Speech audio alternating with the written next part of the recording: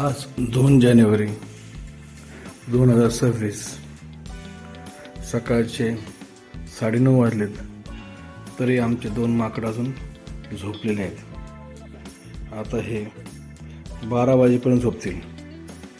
रात्री 12 वाजेपर्यंत झोपायचं नाही आणि सकाळी 12 वाजेपर्यंत उठायचं नाही, अशी आमची सुट्टीतली दिनचर्या आहे.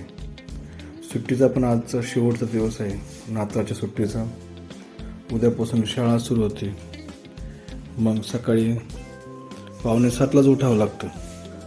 त्यामुळे पण आम्ही थोडंसं त्यांना उठण्यासाठी जास्त आग्रह करत नाहीत, कारण त्यांना पण नंतर जास्त झोपायला भेटत नाही.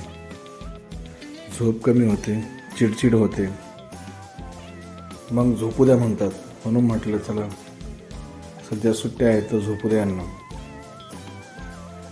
असं हे बालपण यांचं खूप आनंदाचं असतं. आपल्याला मात्र उठावं लागतं. सर्व गोष्टी आपल्याला करावंच लागतात.